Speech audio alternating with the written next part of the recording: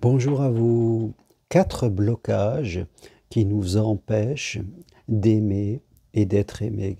4 blocages qui sont comme des murs et qui créent des freins puissants vers l'envie que nous avons de vivre une vie sentimentale heureuse et continue dans toute notre existence. Vous me connaissez, je suis Germain Roncari, coach et psychopraticien. J'accompagne tous les célibataires, veufs et divorcés pour accéder à ce qui est possible pour eux, c'est-à-dire vivre une vie sentimentale riche de sens et qui va nous permettre d'être beaucoup plus heureux dans notre vie. Accompagnement possible à distance de chez vous en suivant tout simplement mon programme En route vers l'amour, un programme en 4 séances. Donc vous pouvez m'écrire pour me le demander. Je me ferai un plaisir de vous permettre d'ouvrir de nouvelles frontières, de nouvelles fenêtres plutôt, dans votre cerveau. Parce que c'est ça, l'amour nous invite toujours à progresser. L'amour nous invitera toujours à avoir conscience de nous-mêmes, c'est-à-dire de ce qui se passe à l'intérieur de nous. Et ces 4 blocages dont je vais vous parler, eh bien, sont toujours des inconsciences de soi-même, des choses que nous avons à l'intérieur de nous, dans notre inconscient, et qui nous empêchent vraiment de nous réaliser pleinement. Alors bien sûr, ces premiers blocages, les premiers sont souvent les peurs. Nous avons peur de souffrir, nous avons peur de nous engager, nous avons peur de nous tromper, et toutes les peurs nous mettent en dualité entre une partie de nous qui veut, une partie de nous qui ne veut pas, et cette partie de nous qui ne veut pas est souvent orientée passé. La partie de nous qui veut, elle va voir le futur, elle se dit je ne peux pas tout le temps rester seul, je n'ai pas envie de vivre ma vie seule, je vois autour de moi que des gens sont heureux en amour et moi je ne suis pas heureux. Mais une autre partie de nous, eh bien regarde le passé, est impactée par des croyances limitantes et elle nous empêche, elle est plus forte que l'autre, donc elle va nous empêcher parce qu'elle va interpréter toujours la réalité en regardant le verre à moitié plein, à moitié vide plutôt.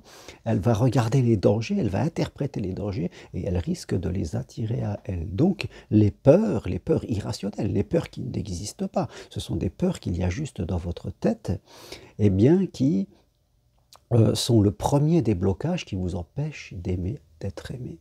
Deuxième blocage qui fait la suite des peurs, eh bien, les critères, critères et attentes, on pourrait dire. Donc les gens mettent des critères, c'est-à-dire ils ont des choses qu'ils veulent avoir, que ce soit des critères physiques, des critères géographiques, des critères sur les centres d'intérêt.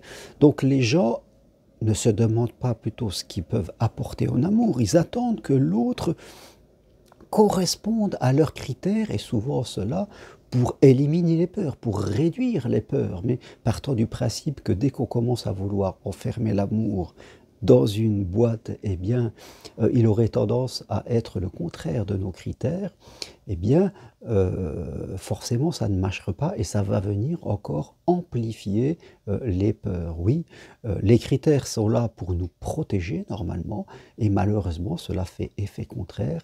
On a tendance à je dirais, attirer des personnes qui soit ne correspondent pas du tout à nos critères, soit correspondent à nos critères, mais on s'aperçoit que c'est insuffisant, que l'amour, c'est pas parce qu'on rencontre quelqu'un avec des critères et des attentes, eh bien, que l'on va aimer et être aimé, ça n'a rien à voir. Vous voyez?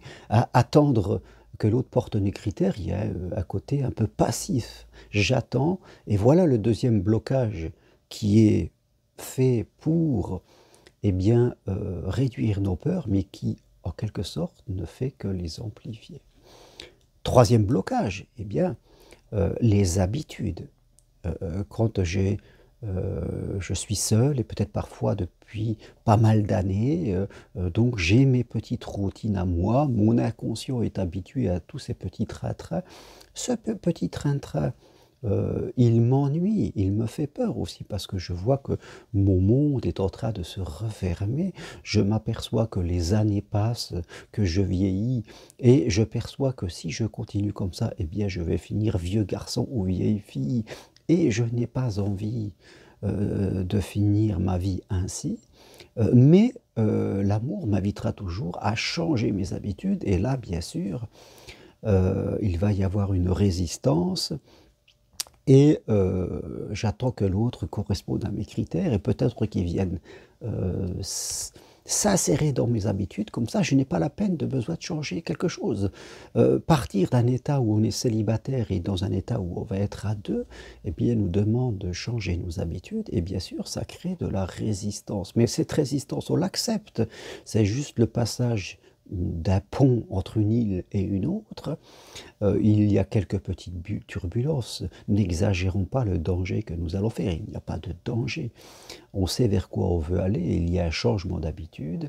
Voilà, on va laisser des habitudes de solitaire pour aller vers des habitudes de vie à deux. Donc oui, beaucoup de gens sont bloqués derrière la résistance au changement parce qu'ils ont peur de changer leurs habitudes. Donc, troisième blocage, après les peurs, après les critères et les attentes, eh bien, les habitudes qui sont trop ancrées à l'intérieur de nous.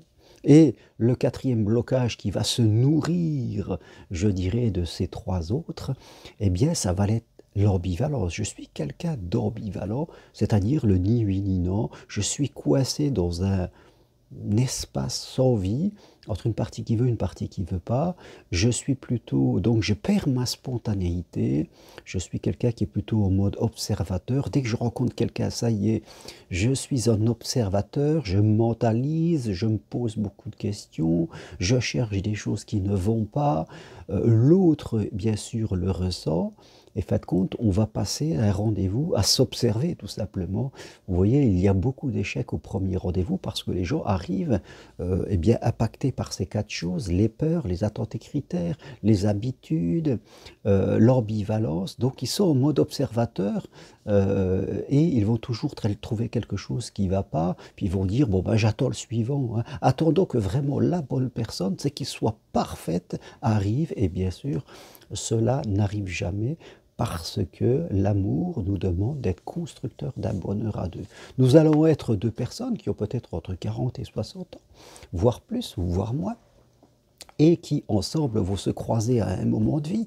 Nous aurons des bonnes choses, on aura une belle personnalité, on aura aussi des peurs, peut-être des blessures de l'enfance, des choses. Mais on nous demande, l'amour nous demande de nous accepter comme nous sommes à un moment-là, de faire confiance et d'avancer pour construire ce bonheur à deux. Mais il va falloir dépasser ces quatre blocages qui nous empêchent d'aimer, d'être aimés, que sont les peurs exagérées, les attentes et les critères trop rigides, les habitudes qui nous plombent dans un confort ennuyeux, et puis l'ambivalence des énergies qui fait qu'on n'est pas clair, nous sommes en dualité, et la partie qui ne veut pas a tendance à dominer les débats. Et quand on est deux à se rencontrer comme cela, eh bien c'est sûr qu'on va auto-saboter la possibilité réelle qui est en nous. Donc voilà ce que je voulais vous partager aujourd'hui.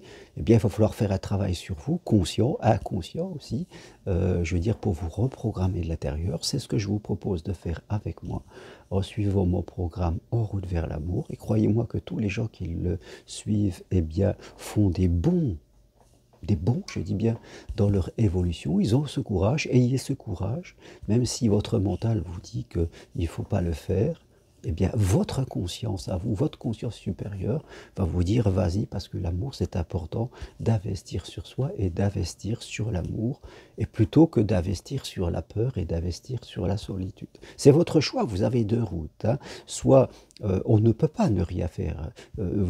Si vous ne faites rien, vous décidez de continuer ce que vous faites, donc d'investir sur la peur et la solitude. C'est un choix qui vous revient. Et vous avez aussi la possibilité d'investir sur la progression et sur l'amour.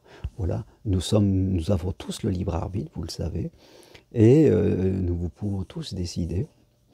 Et c'est le choix qui nous est proposé. Moi-même, j'ai vécu des divorces, j'ai vécu un deuil de mon épouse d'avant qui est décédée, mais j'ai toujours fait le choix de l'amour, et non pas le choix d'avoir peur de l'amour. Et aujourd'hui, depuis 15 ans, je suis heureux dans ma vie sentimentale, et je l'entretiens tous les jours. J'en suis l'acteur avec mon épouse, et c'est ce que je vous invite à devenir, les acteurs de votre vie sentimentale, de celle que vous désirez. Eh bien, pour aller plus loin, pour me contacter, vous pouvez voir mon adresse mail sur mon site internet, germainroncari.com, ou sur le texte qui accompagnera cette vidéo. Mon adresse mail, c'est roncari.g@gmail.com. Écrivez-moi, je vous envoie le programme, on se fixe des rendez-vous, et vous verrez que vous allez ouvrir votre champ des possibles amoureux et non pas votre champ des impossibles. À bientôt, merci, au revoir.